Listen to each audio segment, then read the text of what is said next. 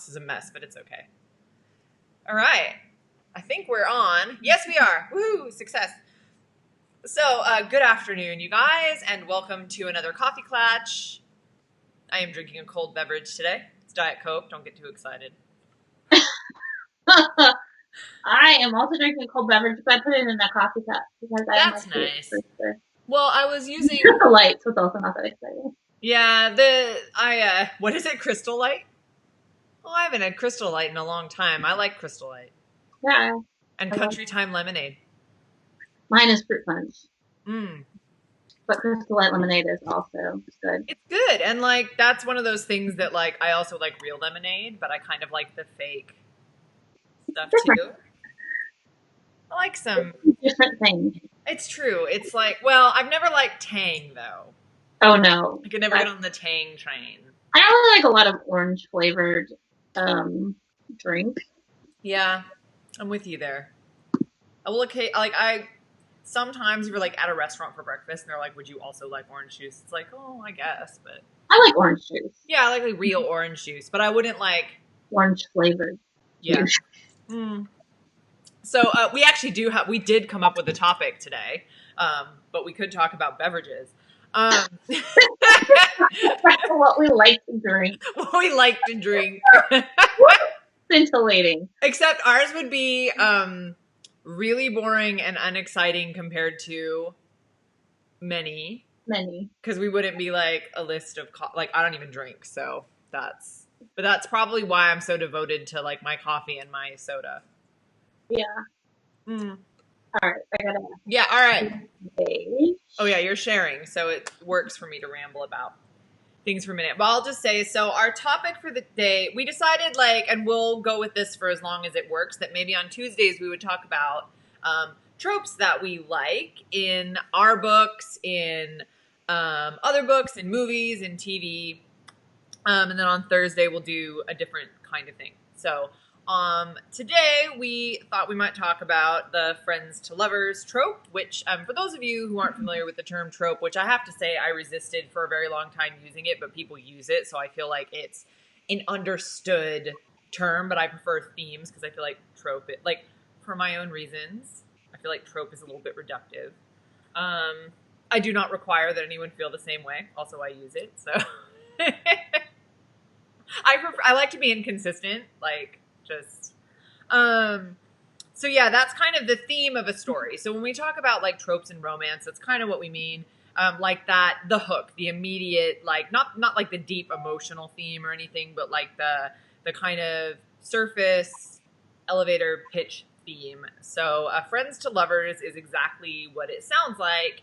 It is about friends who become lovers.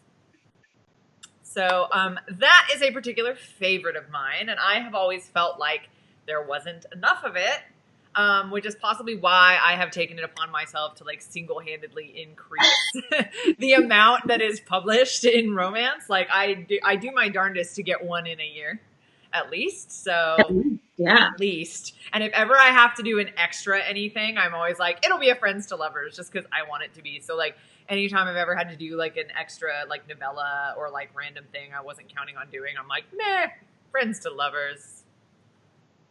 I am not the same way. What? I'll be that way when we talk about enemies to lovers. Well, that should be next. We should definitely go over enemies to lovers next. That's true. Yeah. Yeah.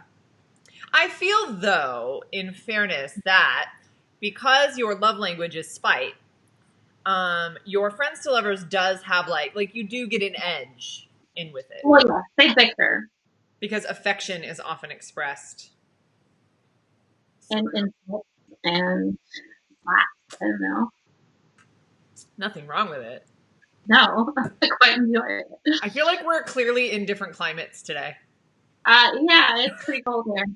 Yeah, it's actually warm here, which is pretty cool. I mean, it's not. I mean, it's Oregon warm. I'm it's 64 degrees out. Get your sandals on.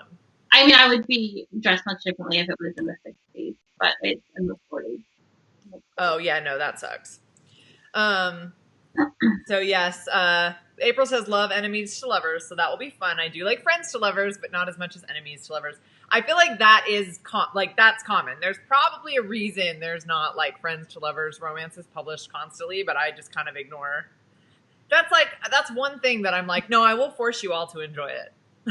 Well, I mean, if we think about, so what is the appeal of the friends to lovers? Like, why do people like that thing? And I really do like a friends to lovers. It's just not an instinct I am used to. But anytime a relationship changes like that, whether it's friends or enemies or whatever, where suddenly they're like, oh crap, my feelings are actually different than I thought. Yes. I really enjoy that moment. Yeah, because I think all my favorite tropes, because enemies to lovers is a favorite of mine as well, and then also the best friend's little sister. So I think those are three that rely very heavily on the I've known you this one way, and now, oh crap. They're all pre-existing relationships. They are, and we have established that I like that very much. And I think I like that. I really like it when love like ruins their life, or when attraction ruins their life. Like that it's a very kind of high stakes, like, oh no, like a thing that they kind of fight tooth and nail against. And it's like, you can have strangers and you can do that. But I do think that this is a problem with drinking soda while you're trying to do a video. Jeez. Anyway, but I think like, yeah, the thing with that is then the struggle is more internal because it's less about that person. And I think I really do love it when it's like, well, it's terrible because it's that person specifically. Yeah, it gives that. It's like it's not. And what I like about it is it's not. So a lot of like external stuff, it kind of depends on someone being like a little embarrassed or like something bad. And like I think being just conflicted about something and like, oh crap about something is like not as uncomfortable. They don't like to be uncomfortable when I read. I want them to be uncomfortable, but in the way that I want them to be uncomfortable. Exactly. Which is like a crap, not not trying to salvage something. But yeah. What was the first Friends to Lovers that you wrote? That would probably be Flight Risk, which is actually one of my first published books. I'm gonna make sure there wasn't. Yeah, that was my first Friends to Lovers. And in typical Friends to Lovers fashion, they had kind of a fight in my Friends to Lovers fashion, that they were kind of like a little bit at odds, and that he had left their small town and had come back, and they still considered each other friends, but she was a little bitter about him taking off, and like knowing that he was never gonna, or in her mind, never gonna stay. So it wasn't like they were like just happily best friends, happily bumping along with their going along. Buddy. But it was very much a friend to lover. I mean, they considered each other friends. They just had that little split. My first one was actually Presents, and so because I sold to Presents and like really noticed that there was no Friends to Lovers there, and there are a lot of really good reasons for that. I think it's entirely possible I have done like one in the many, and it was this one, and it was called One Night in Paradise. And I remember talking to my editor about it beforehand, and she was like, I don't actually know if you can do Friends to Lovers in a Presents. And I was like, well, I'm going to try. And if you hate it, like, we'll go back to the drawing board. But I'd really like to try. And so I did. And it is actually, like, still one of my favorite Presents that I've ever written. And the hero and the heroine worked together, and she was like in charge, like he ran like a Starbucks and she was in charge of developing the baked goods for it. Like he ran this massive global coffee chain, and she like did all the recipe testing and like development for the different places. And they had known each other for a really long time. And he gets left at the altar, and he brings her on his honeymoon basically. And she's like, this is terrible because I'm in love with him. And because that, I think usually I do like for her to be the one that's in unrequited love. And I think that just has to do with relating, I guess, to that feeling of like, you'll always be passed over by the hot guy and then like having him notice you. So I think that's like my personal fantasy fulfillment. And I always struggle doing the reverse, and I've done it, but I find it, you get a lot of emails from me, Nicole, as you well know, with a subject line that says like, he's a beta douche. Yeah. Because that's when I'm like, ugh, he's so whiny. He has feelings. Hate it. But I mean, that's kind of in the. There are different ways to do the friends to lovers. You have the unrequited love on either side, or that they're both completely clueless. And I think that's much harder to accomplish when one of them isn't a little clued into how they feel and are just hiding it. I'm trying to think if I've ever done that. And I actually don't know. Like, not off the top of my head, I don't know. Yeah, I've never done it. I'm gonna like look back at my. I mean, I have not written a lot where they didn't. I've written so many that I wrote a little list here at like to pare it down to like choose a few. I've written so many. I am surprised that I don't write it as often as I do, but I like to write one. I'm trying to think if she knew. So one of my super romances, Too Friendly to Date, they worked together. I can't remember if she was aware that she had feelings for him, but she definitely didn't want to if she did, or if she was aware of it. But I can't really remember. That they might not have been aware of it. He definitely did not know that he had feelings for her. Yeah. That's funny.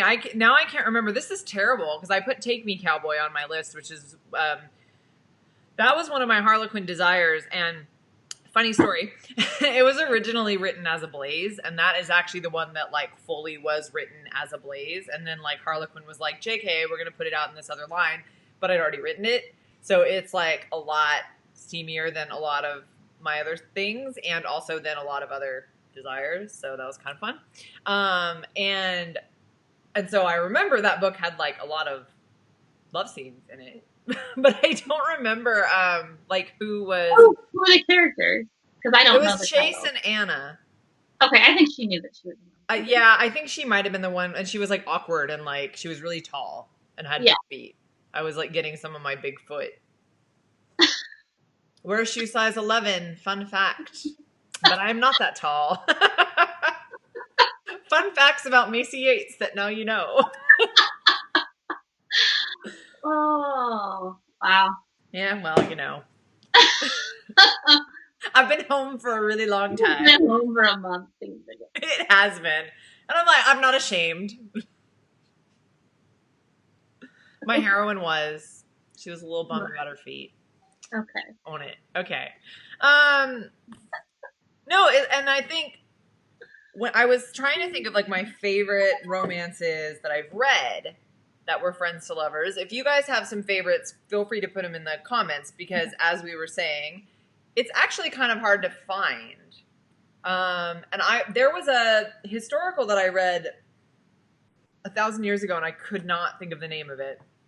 And it was by Tracy Ann Warren, and who hasn't had a book out in a long time. And it was a friends to lovers, and that was so unusual to see in a historical. Oh, I guess well, no, they're enemies more. Because I was going to say Because of Miss Bridgerton no, that one is friends to lovers, but I was going to say that Because of Miss Bridgerton by Julia Quinn, they're like family friends, but they're the two that like don't like each other at all. So that doesn't count. She like wants to marry any of his brothers that are not him. But what about the one where her husband died? Oh yeah, well, and then they're kind of enemies though by the time they hook up because he took off. Oh, okay. When he was wicked. But you're right. They were friends when she was married to his cousin. Right. They were all friends, and he was in love with her. And then her husband died, and he like took off. And she was like, "You can like raise my baby, like you can like be the honorary father of my baby." And he was like, "Yeah, I'm gonna pass on that." And like left. That's a hard pass. I didn't remember that part, but it's been a while since I've read that one. I just reread it for book club. Yeah. So I have, so I've read it twice. I like that one. I actually based, like shamelessly, it was my inspiration for Cowboy Christmas Redemption, because my favorite thing in all the world is like, can I take this and make it a contemporary? But decided they could not be related because that did not work as well in a contemporary. Not the hero and heroine. I knew what you meant. Regency England, I mean, Prince Philip is the Queen's second cousin, So yeah, it happens, man. Things were different times, different classes. I don't know. Monarchies. Monarchies and stuff. Anyway, and then like the other favorite, like one of my favorite Friends to Lovers that sticks out in my mind is Anything for You by Sarah Mayberry, which was a Harlequin Blaze. Oh yeah, you've read that one, right? Mm-hmm. Yeah, and the heroine was the one that was in love with the hero, and I have read that book so many times I can't even tell you, because it was like the thing that I always wanted to find, that I could not find. And yeah, so I love that one.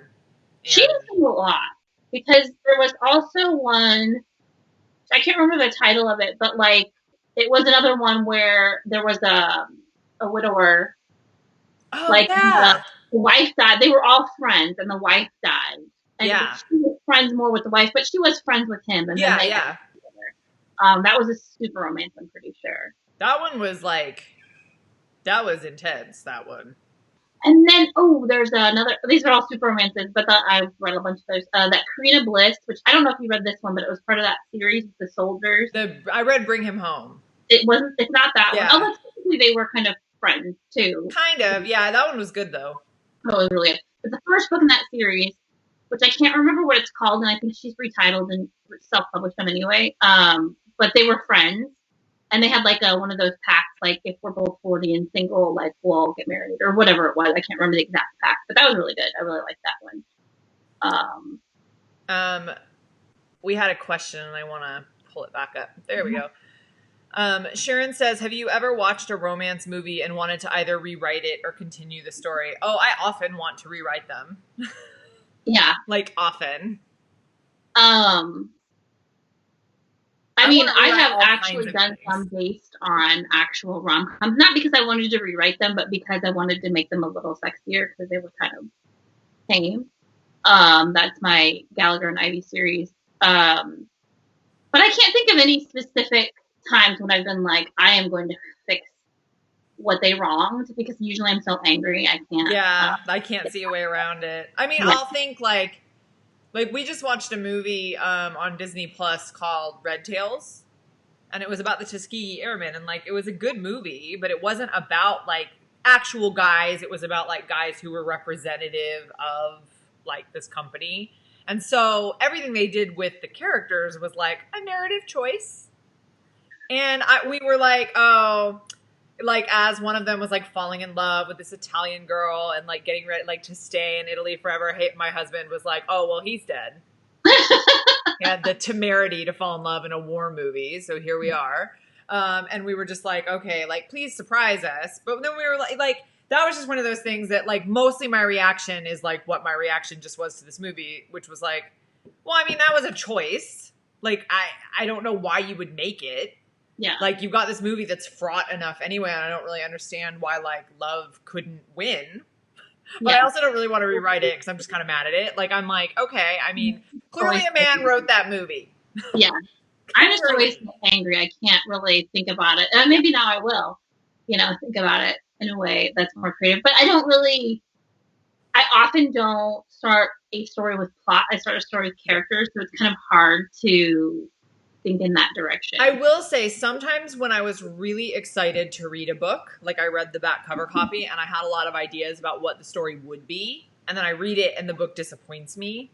That is often, which was not like I just said, I like took inspiration from that Julia Quinn. Not this case. I loved that book and I like wanted to make a book that gave people the feeling I had when I read that book, because I was like, oh my gosh, like I feel so many things and I just like want to live in it forever, so I want to like write it now. But sometimes when I really don't like a book, I do go, well, I want it to be the book that I thought it was going to be. Like, how do I kind of take that concept and translate it to what I do? So I guess like I kind of do it, but way more with books than with movies or TV. Yeah, I'm the same. Yeah. Can you think of any TV shows that did like Friends to Lovers? I mean, I guess Friends. I guess Chandler and Monica. I mean, that's why they're like, I think that's why they're like my favorite TV couple, because I think I do like them better than Ross and Rachel. I do too. And I think, well, I mean, they didn't do the thing. It's very different. Which is screw around with them, because they wanted Ross and Rachel to be the Yeah, I started to think about it in the time period, like, since I watched it when it was happening, like, they would have this big thing, and, like, you think they're going to get together, and then you have to wait all summer to see, and then, you know, Ross shows up with Julie. And then, like, every season was a cliffhanger. So it was sort of the narrative arc in a way that you sort of stop caring, almost, if they get together or not, because it doesn't. But Monica and Rachel, Monica and Chandler, they developed, like, a couple. Yeah. And had, like, you know, their hard times or whatever, but they didn't have the constant breakup. I often rewatch Friends just from the wedding in London. Oh, yeah. And like through to the one where everybody finds out. Because my favorite thing in the entire world is Ross seeing them through the window. That's good, by far. My favorite thing. Yeah. So that's my favorite run of episodes, and I think being kind of I'm like, when I like something, I'm always a little bit of a trivia nerd about it. So I've obviously watched like the commentaries on the DVDs. And one of my favorite things was they were talking about how they did not intend to have Monica and Chandler end up together. Yeah. It was supposed to just be like a season arc, but like they were so successful. Yeah. And I think, I think the thing about TV too is like you kind of have to depend on chemistry. And someone mentioned Castle, which I loved the first couple of seasons of Castle. And I think because the two main characters had such chemistry, and I think it did end up kind of becoming friends to lovers, although they had a little bit of I wouldn't say enemies in the beginning, but they were a little bit more antagonistic towards each other in the beginning. But that was a good one. I had another one before Friends, and I've already forgotten what it was. But I think sitcoms do it a lot. They don't always do it successfully because they often. I mean, I love. They often get canceled before they can resolve it in the appropriate way. Yeah, I mean that's the biggest issue. Yes. But yeah, I think there's a lot of good Friends to Lovers on TV, or the glimmer of a good Friends to Lovers. Yeah, and I think I have like endless frustrations of like the Friends to Lovers couples that were not. Yeah. I remember like I didn't even really enjoy the Wonder Years, but it was one I would watch when it was on Nick at Night, and then like Winnie and whatever the main character, like they didn't end up together. I was like, why? And like I get it now, I guess in hindsight as an adult, they were like, that was first love and that was his like retelling of it, so it's not like it was reality. But I was like, why would you ask me to invest in an entire, like, whatever. I never like it when they don't end up together. It's dumb. No, I don't either. And like the only time that I can think of that I have ever been okay with that is in Little Women. I did not think that Joe and Lori needed to end up together. Agree. And I read that like as a fifth grader. Like the first time I read Little Women, I'm pretty sure I was in fifth grade, and I was totally 100% okay with. I have to say, my particular romance reader's heart prefers the Amy Laurie pairing because it's the like coming of age, like long term unrequited love on her side, like growing up, and then he notices like that.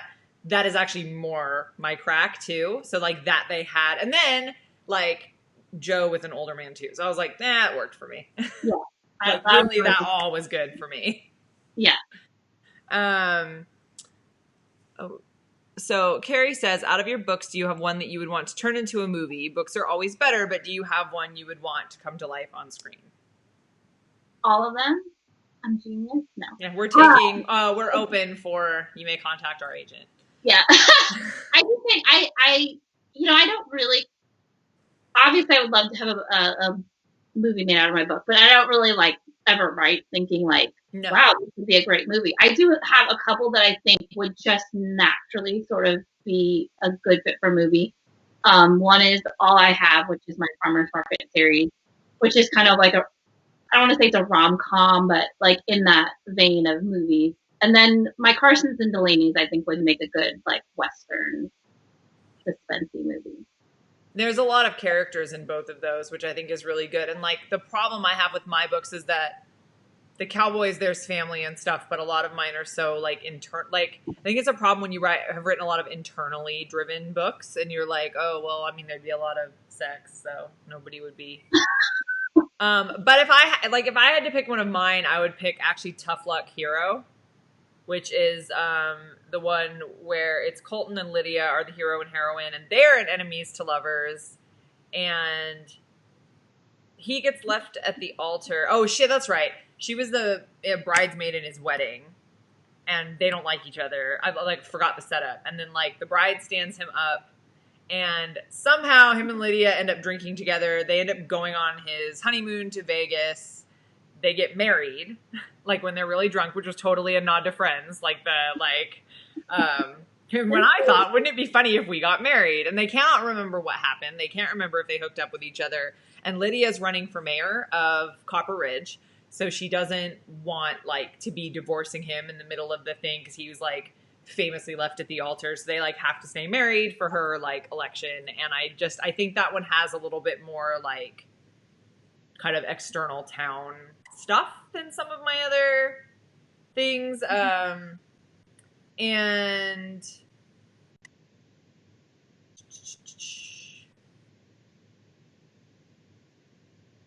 oh, yeah, Michaela says, what are your opinions on stories and movies where a romantic lead has better chemistry with a secondary character than they have with the main love interest? I tend to be left wanting to write fix-its. That is true. Like, one reason I hate love triangles so much is that I have to say, like, most of the time I want the other pair. Yeah. Like, and it's because I usually want the one that's, like, on the surface, like, worse for them in some way. Because I always feel like there's more chemistry in that. And, like, I'm trying to think of an example of, like, a love triangle, but I can't, like... Yeah, I can't think of one off the top of my head. To me, that's frustrating because that's not what I want. I don't want them to have better chemistry with someone else. Yeah. So, yeah, I mean, I think that's a great... If your writing brain works that way, like, I think those are great places to get inspiration from. Yeah, for sure. I always think that frustration produces, like, a lot more inspiration than loving something purely. Yeah, that's very true. Yeah. So I have just like a little list in front of me of like the immediate like Friends to Lovers books favorites that I thought of, which one thing I noticed as I was taking catalog is that the only other person I can think of who writes Friends to Lovers half as much as I do is Jackie Ashenden. Probably because I'm usually pestering her to do it. I just told her the other day that she's basically my like a Reddit thread of like my like fan fiction. Like I'm like, so while I was rereading some of her like her older Sam Hain series, the Taking Him and Having Her, and I was like, oh right, remember how having her is completely my fault because your heroine had to go somewhere, and I was like, she's totally banging her friend's brother and he's a dom. And I will accept nothing else. That entire book is my fault. And she's like, sure, Macy, why not? So she has one called Falling for Finn. And then she has one called You Are Mine, which I love. It's like intense and dark and great. And then she just had one out in the Dare line called Sexy Beast. And he's sleeping on the cover, but does not sleep in the book, really.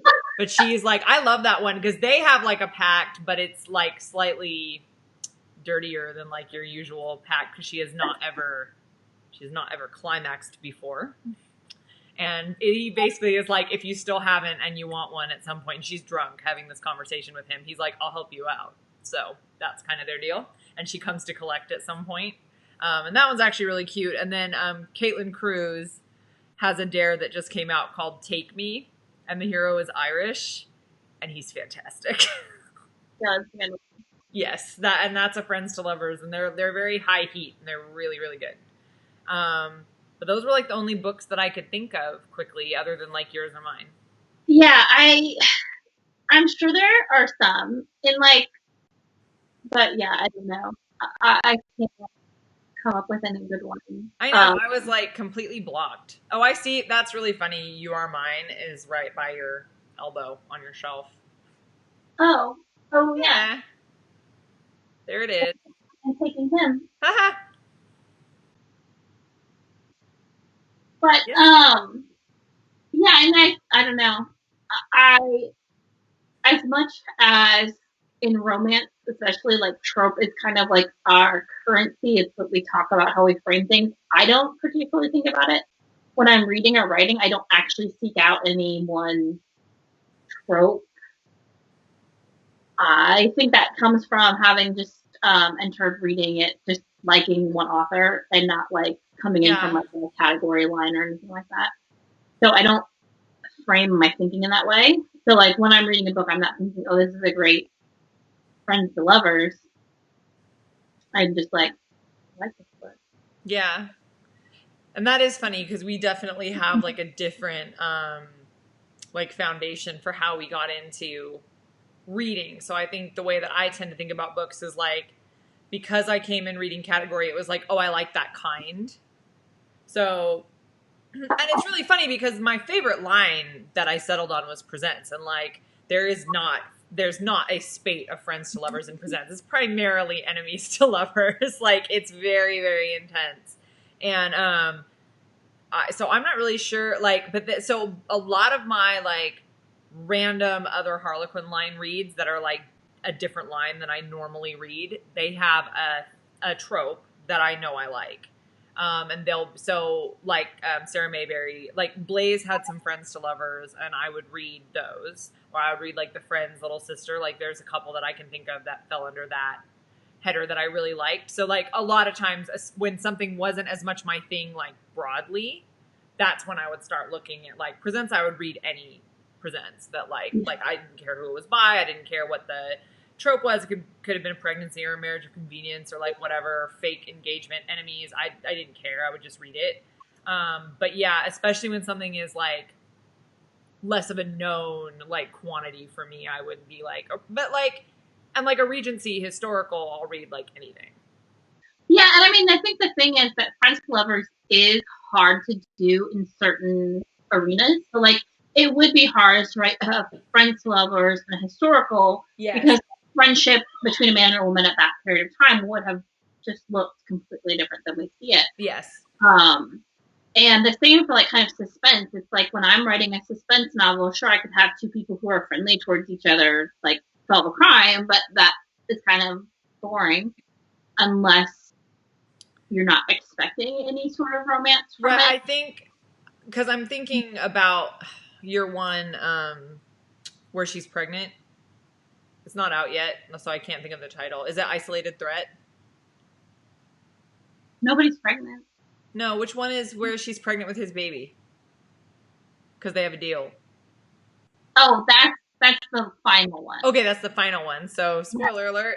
But I'm like, that's kind of a friends to lovers. Yes, they and like you can do it. I mean, you can do it. We can always do it. Yeah. But I think it progresses very differently than like what you would expect to see in a contemporary. But they had that, you know. Yeah. I mean, the funny thing about friends to lovers is that it's a much different. So when you think of a trope, a lot of the tropes have to do with like conflict, and there is a conflict in friends to lovers. It's that oh crap moment, but it's not like as intense of a conflict.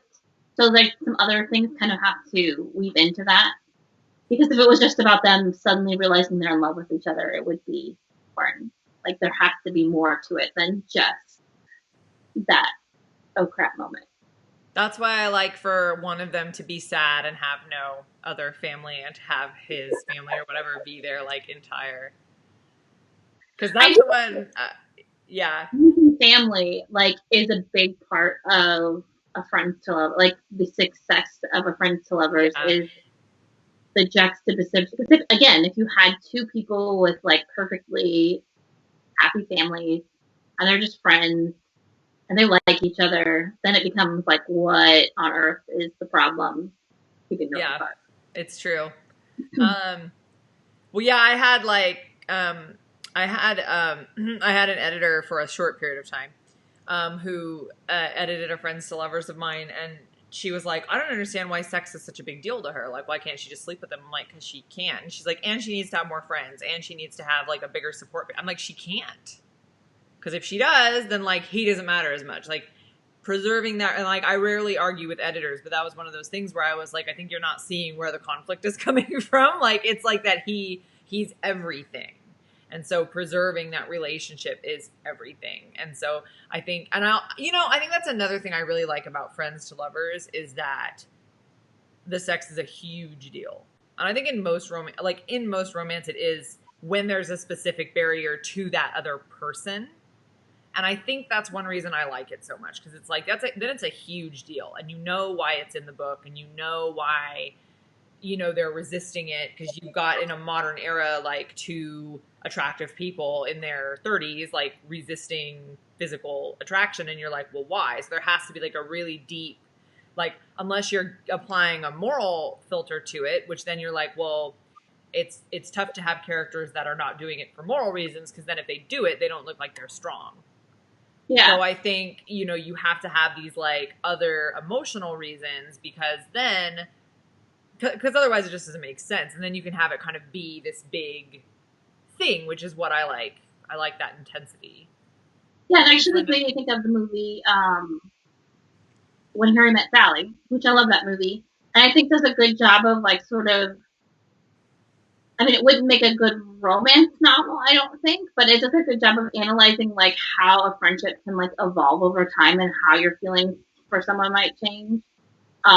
Like just from an emotional standpoint. Even though I would prefer a more attractive lead man, but that's often a problem. Yeah, it's a bummer. Yeah.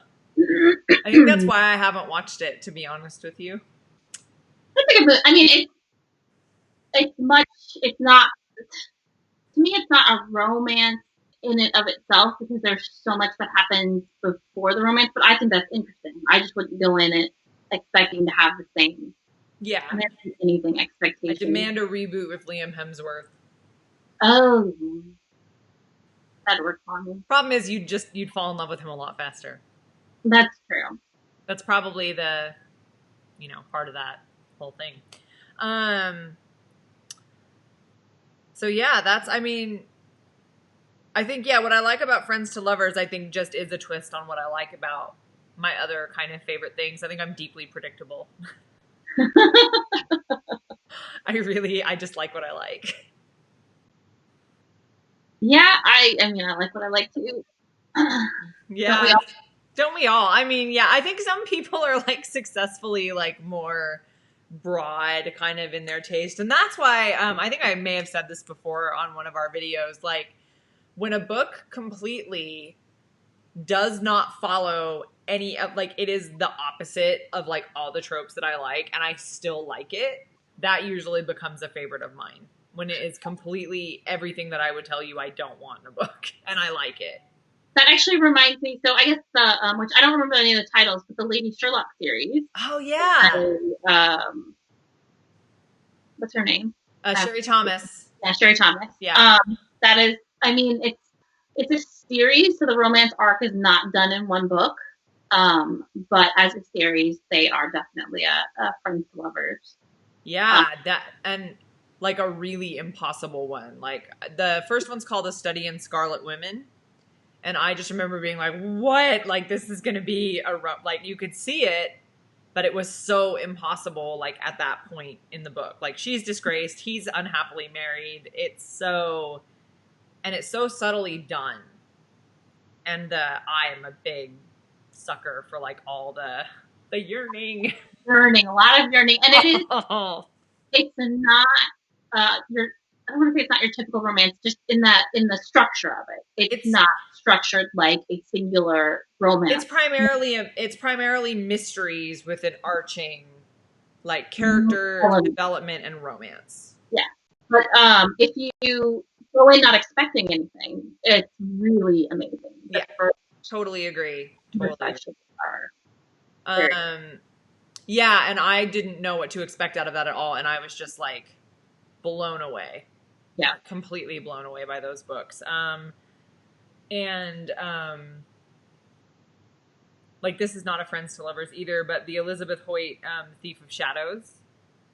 What was the character's name? I never remember. Winter was the hero, and I don't remember her name, but it was Winter Makepeace. And like nothing about it should have appealed to me, like except the virgin hero, which like is a thing I like. But she's like this widow, and she like hates children, and like has lovers all over the place, and like she's mean. She's so mean. I mean, I don't know, so mean. But I love her. I love her. somehow like Elizabeth Hoyt like makes you feel her pain, and like she shouldn't, like on paper she just shouldn't work like as a conventional romance heroine or as a romance heroine that I would enjoy. But I really loved her. Like I just thought she was a great heroine. That series, the whatever it's called. Oh, I would say the Friends to Lovers, isn't it? James and yeah, that's Dearest Rogue. I don't remember any titles. That was really good, blind, right? Huh? She's blind, and he's her protector. Really, really good. That's one of my favorites. Good. I reread that one not that long ago because a lot of the books in that series are rereadable. I love that entire series. Good. It's a really good series. The Maiden Lane series by Elizabeth Hoyt. They're Georgian set historicals. It's probably, I'm going to make a bold claim, it is probably the strongest long running series I have ever read. That or Pennyroyal Green. Oh yeah, for sure. Equal, actually. Yeah, those are very good books. Is there a Friends to Lovers in Pennyroyal Green? That's what I was just trying to think. I can't think of one, but that does not mean that there isn't one.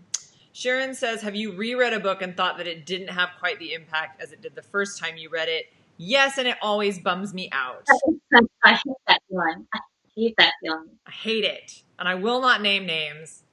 I mean, even if I can't think of any off the top of my head. I can really only think of a couple, and it's just because it was like, a lot of times they were very anticipated books, and when I read them, I was like all feelings. So it was just like, and I was carrying forward feelings from other books.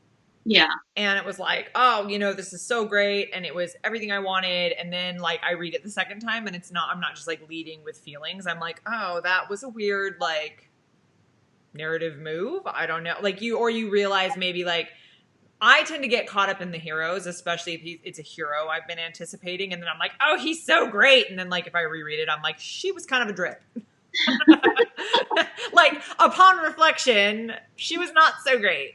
I also think that when you read, especially emotional books like romances, yes, you are bringing in a lot of what's going on around you at the time. And so something that really resonated with you, especially if you were younger and maybe with less experience and didn't have a lot of, stuff going on, might have felt more amazing than it does when you're older and you've got like some more stuff weighing you down or whatever. Because I think sometimes too, you reread a book that you didn't like that much, and it's like, oh wait, this is actually amazing. Like you can have both experiences. We're just not as keen on rereading the books we didn't enjoy the first time around. But a lot of reading is just taking your experience in at the moment, and so I think it makes sense that like how we read stuff is going to change. Yeah, but I think what's amazing is like, so an example of a book that works for me every single time, and I think I've read it like 4 times, is What I Did for a Duke. And I don't know what was like happening in my life the first time I read it, but I have like an insane emotional connection to that book. And I just reread it for our book club and like was literally crying in all the same places. And like, I rarely like actually cry reading books. There's been a few that I remember. Like I read an Eloisa James, like her Cinderella one. I can see the cover, but I can't like remember the title. I was on a plane and tears were streaming down my face, and that's so unusual for me. I'll tear up. Like everything makes me tear up. Like a card commercial can make me tear up. So like no prizes for that really, but like when something like makes me cry, and What I Did for a Duke is one of those books. Like every time I read it, and I'm like, it puts me back in the emotional place I was in when I first read it. So there's something very intense that connects me to that book, and I'm not sure what it is. I can't remember, but I remember the feeling. That series is incredibly emotional and real, just one of my favorites. I remember, like, I reread them all, like, over and over again in that just, like, months that I read them. Like, I did not need, a lot of times, like, I need time in between rereads, but. She's got another one that would be, I would say, not my typical. It's the one with the vicar and the actress. Mm-hmm. Oh, I love that one. It's so good. Evie and I can't remember. Adam. Oh, right. It was Adam and Eve. Oh, right. Yeah, and I cannot remember the name of it. I actually judged it in a contest, and that was the first book of hers that I read. I had bought What I Did for a Duke on a 99-cent sale, but didn't read it. And then I judged that. I got that book sent to me for a contest, and I was like, I cannot, like, can you give more than a perfect score? My mind was blown by that book. I think it has Countess in the title. No, A Notorious Countess Confesses. That's what it's called. Yes. For a good team. Yes. Yeah, so that whole series is so good. It has nothing to do with Friends to Lovers, but oh man, those books are good.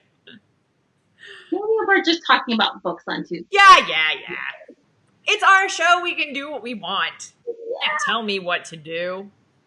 Except not go to gatherings with more than my immediate family. Otherwise, I do what I want. Yeah, so, oh man. Well, I like thinking about books that give me a good... I do too, yeah. A good feeling. There's so many good books. I'm gazing at my bookshelves now. I know, I keep looking over.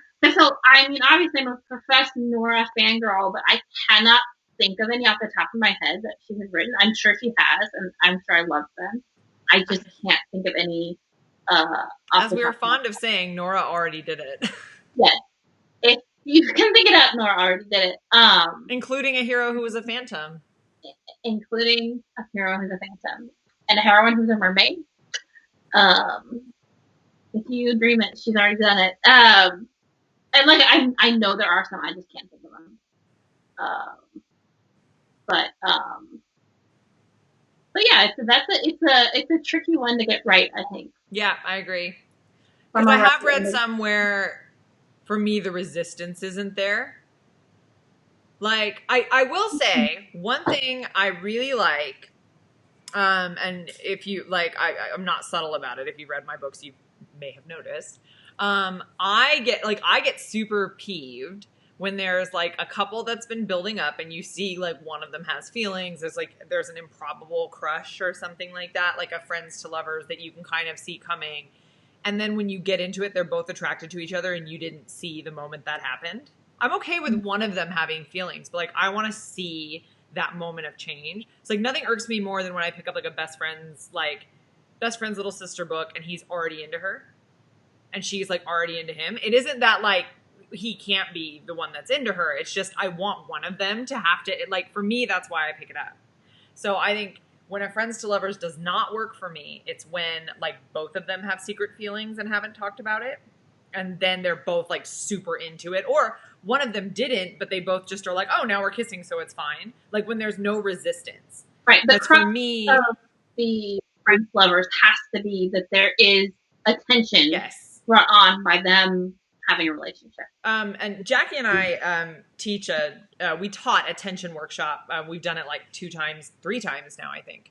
And I taught it. She taught it once by herself. I taught it once by myself, and we taught it at 2 different conferences in Australia and in the United States. And one of the things, like when we were sitting there analyzing like tension, was that tropes are kind of the signal to your reader of where the tension is coming from. And so I think that's why when I go, oh, I'm going to pick up a friends to lovers. Oh, I'm going to pick up, a best friend's little sister. When it doesn't, like when it is not the source of tension, I feel very lied to. I'm like, oh, that's not what I wanted. Like it's, and I just hate it when there's no tension. From a like business standpoint, the trope is the like marker to the reader, like this is the story that you like, or this is the story that you're familiar with, and maybe the author's going to do it in a way that you're not familiar with, but this is the thing that you want to pick up. It's why the cowboys are on covers. It's why cowboys are in titles. So from a like business standpoint, that's what it is. So if that's the story that you're writing, you kind of have to make sure that's what you're writing. And that's one of those things, like one of the things that Jackie and I talked about in that workshop was like, it's totally fine to like flip tropes and defy expectations, but you have to be very aware where your tension is going to come from. You can't just not have it. Like, so you can have it come from an unexpected source. Like you can do a weird thing with it, like understanding that you are like playing a dangerous game because you're kind of bait and switching, which I think you can do. Like I'm not gonna say which book this is because it isn't out yet, and then you'll all forget and you won't like expect it. But I'm like, I love so Bad News Cowboy, with my hero and heroine were Jack and Kate. That was a best friend's younger sister. Like I always want it to end with like the older brother punching him in the face. Like if it's the friend's younger sister, he needs to be really, really mad. And I feel like it's a pulled punch when he's not. I understand some people don't like that. They don't think it's modern or whatever. I'm like, brothers are going to be pissed. If you in any way feel like you took advantage of your connection to him to get to his little sister, he's going to punch you in the face. And that like is the payoff I'm waiting for as a reader. Like, I'm like, when's that moment that he's going to find out? It's going to be horrible. He's going to be so mad. And when I don't get it, I get super annoyed. And I think if it's not going to be there, you have to replace it with something else that's worse. And like, so I just tried that where basically he was like, oh, well, I was like, they'd broken up and he's like, well, I slept with your sister. So like, obviously I'm a terrible person. He's like, I like you. Why would I think that was a bad thing? And he's like, no, you're supposed to hate me. Like, let me like have my self-loathing. And he's like, no, I won't. Like, sort yourself out. So it's like, if you're going to, you can do a weird, unexpected thing, but I think it just like still needs to make it worse for the character. It's reminding me of something and I can't like, put my finger on it. Like, I don't know if it's a movie or a book where, yeah, I can't think of it. So yeah, all I know is like, that's my Macy's writing tip 101. Everything is subjective. So that's just my opinion. Like, if you like, you just have to make it worse for the characters. Yeah, and the thing is that we all have our tropes that we like or don't like that much, and you can make people like a trope that they don't normally like, but that comes from a lot of understanding of what you're doing and understanding your character. And I, as someone who's not that motivated by tropes, if you don't give me like the thing that I expect, unless it's something even better, it's going to be hard to like have a satisfying reading experience. Yeah. And what TV shows and movies often get so wrong is they don't want to go through the hard work of making that tension be like, that you work through it and you feel that tension. They just want to have the tension and okay, that's it. Like, that ending, everyone's miserable. Like, yeah. Whatever. Well, it's hard, like, because the next step after that is like intimacy, and then you have to like deal with people's inner changing kind of feelings, and that's tough. Yeah. So romance is great. Yeah. I mean, it's definitely harder, I think, to convey in movies. And I think I said this already, though. Like, now I'm like, there's no excuse ever, because one of the best things I've ever seen was in the new Emma. And they're dancing in the dance scene. And there's this, like, he puts his hand on her and, like, she looks at him. And he kind of looks at her, and you can literally read their face being like, oh, no. That is not, no. And he's so horrified. Like, but it's really subtle. And I was like, when you can, like, show that, I'm like, I just expect more out of some of you now, because, like, they had a whole thing with facial expressions that started with her, like, seeing Jane Fairfax, like, singing with him. And she's like, oh, like, clearly it bothered her. And she was like, wait. Not that, like, I'm not an actress. I'm not going to show it with my more of a cartoon character. So it's not subtle over here. But no, I loved, like, I'm like, when you can get that in a movie or a TV show, that's amazing. I think it's really tough to convey tension when you can't read someone's inner thoughts. Right. But really great writing and really great acting can produce that. And that's where, like I think it's possible for that stuff to... Brooklyn Nine-Nine has a great friends to lovers. Oh, yeah.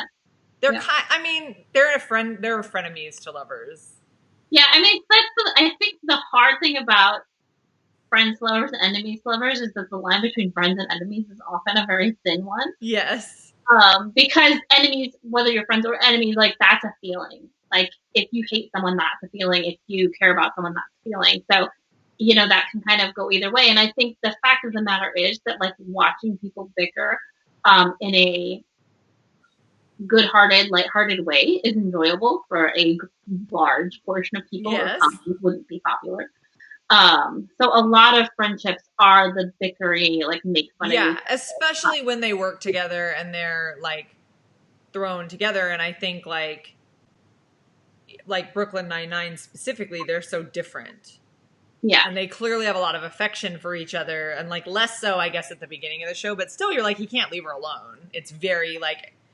And, like, so me and my husband are actually rewatching that right now. Like, I don't know how many seasons I made it originally, but so we're rewatching it from season 1, and there really isn't, like, I mean, they make fun of each other, but it is not there's not an animosity to it. No, not at all. Kind of friendship you would have in high school where you just tease each other constantly. Very much. It's a very good-natured kind of...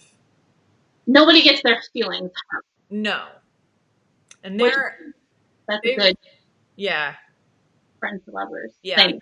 You're not actually, when you're bickering, when you're fighting, you're not actually hurting feelings. And I think that's actually another, like, the moment I really like, which might say something about me, is when they do actually hurt the other person's feelings. Because that like, moment they kind of have to, why are my feelings suddenly hurt by this? Like, this, like, that they actually said something that hurt me. Like, why is that change in the relationship? Well, I would say that probably 9 times out of 10, the bridge between friends and lovers comes during a fight in one of my books. I mean, that's usually shouting at each other when they kiss.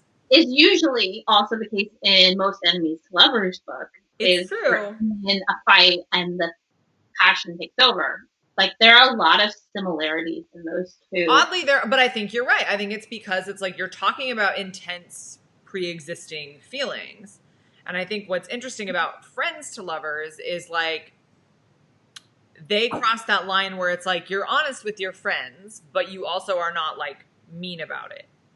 And it's like when they get to that stage where one of them's frustrated and they take that personal thing they know about you and like use it against you, that's kind of where that like line crosses. Or like, well, I think Broke Down Cowboy, which will always and forever be one of my favorite friends to lovers that I've written, like, I think he's mad at her because he like thought she was hot. Like, I think that's literally the fight when he kisses her in the barn. All I remember is they're yelling at each other and he kisses her in the barn because he's like, you've ruined everything. And like, because he was like dedicated to his like being miserable and grieving for the rest of his life. Really, always my favorite moment is when one of them is like, well, you ruined everything. Yeah, it is. It's all your fault. Like, thanks a lot. You've ruined absolutely everything. You're a terrible human being. I think you're the one I'll be with for the rest of my life. Wasn't it just your wedding anniversary? Speaking of people you'll be with for the rest of your life. Yes, yesterday was our very fancy wedding anniversary where we got Domino's pizza, which was the most exciting thing that's happened to me in a month because we're not big eat out people at all. So we haven't like gotten anything. But I was like, I just want a pizza that I didn't make. That's all I want out of this day. So that is true romance, right? Yeah. That is legit. So has at any point you ever said you have ruined everything? No. Is it even a love story? It's really not because we're boring. Like, we don't really fight. It's, not. One thing that I will say is true is that you guys are very nice to each other. Yeah. Very nice to each other. It's surprising.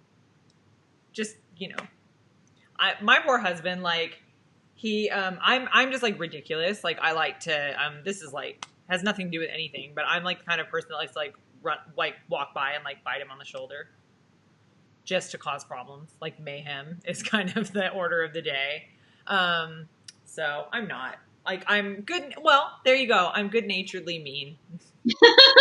Just like a good sitcom. Like no one's feelings are hurt. No. He has some trust issues. He flinches when I walk by, but it's good natured. Anyway, yeah. Happy anniversary. Happy Domino's. It was the best. I want pizza. All I wanted was fun. I need to have our next thing is my son's birthday, so we'll probably get something so that I can not do dishes. Oh, here's a thing that like has nothing to do with anything. They wanted my son's school wanted me to use yeast for a science project. I have 1 packet left. No, you are not getting my yeast. You're not getting the yeast. You are crazy. I mean, usually I don't even have yeast. The only reason I do is because I always make bread at Christmas, and I had some left over, which is rare. But no one. See, what my problem is, like, I'm going to be like, no one can use it, no one can touch it, and then it's going to expire because I'm going to be afraid to use it. I don't want to waste. So I am often the keeper of dead yeast that like won't make anything. So I actually didn't have any. I had a lot of flour because I do bake, but like what I do is I always end up buying like a jar of it, and then like, oh, I know, Sharon, I found out that somebody up the road is giving away sourdough starters, so I need to grab one. And I need to grab a starter so that I can make some bread without my yeast. But yeah, so I ended up getting some, but it was like a 3-pack, and that's all there was, like 3 pouches. So that's what I've had, and and I have one left, and I'm like, no, because like it's hard to get. And it's like, well, I just like, and it's just a mental thing. It's like, well, I don't want it. The thing that I make with the last pack has to be perfect. That has to be the most perfect, wonderful thing so I'm just never going to use it because it's never going to be the most perfect, wonderful thing. Yeah, no, that's the yeast. It feels very like it always feels. Yeah, it always feels high stakes, the yeast, because like it's something I don't think to buy very often. So when I have it, I'm like, well, and then I do always let one die. So I need to not do that. Special occasion that never comes. No, and what I'll do too is I'll buy the jars, and then like that's just a recipe for failure. I'll never buy the jars. I have done it and let it just go bad in the back of my fridge. It's a terrible thing. It feels especially awful right now. Yeah. But yeah, Stephanie said people are hoarding yeast and toilet paper. We've not had a toilet paper problem, but there's a yeast problem. That sounds vile. Yeah, exactly. But I have some for now, but he isn't getting it for his science project. I'm sorry. Like, the teacher's going to have to cope with that one because that is going in bread. I just think that's such a weird thing. I don't think most people have yeast just laying around. Like, unless you are a baker on the reg. Yeah, it's true. Like, it seems like because in fairness, I didn't. Like, I got some. Like, I have extra time, which I don't. But I have made bread. So I like to bake though. I just like often don't have like, or think I don't have time. The really sad thing is that what I've proven to myself over the last month and a half is that I could actually cook a lot more than I do. I cook a lot. You do. And I will say that I do actually have more time because usually we have 2 kids and 2 sports right now. So I actually have like all the time in the world that I don't usually have this time of year. I made sugar cookies for Easter, which I haven't done since I had kids. It's like I actually wasn't at a soccer field or a baseball field all weekend. That was nice. Yeah. Well, I guess we were talking about, we are saving like about 2 hours a day on school driving because we do not live near the school. The school's so, but that we split that a lot. Like he'll drive in the morning and I'll drive in the afternoon or like whatever. Like, so it's like, it's so haphazard that I don't feel like either one of us really like concretely gained a whole lot of time. Plus the kids are doing school at home. So I know, sorry, I won't mention it. We won't talk about that. We're here to talk about fun things like bread and friends to lovers. Bread and friends to lovers. Bread and romance novels. So yeah, that's kind of our summary of friends to lovers. Do you guys have any questions for us before we go? And then otherwise we'll be back on Thursday with another great topic that we will surely do a lot of preparation for. Feel free to suggest. Yeah, really feel free, by which I mean please, suggest topics. Things that you would like to hear about, because we apparently are not great conversation starters. We tapped out on the obvious topic. Yeah, we tapped out hard. Yeah. I mean, we're happy to sit here and talk about miscellany. Yeah, that's very true. And we could. We could. I just don't know that that's what I don't know that that's what you want. Well, thank you guys very much yet again.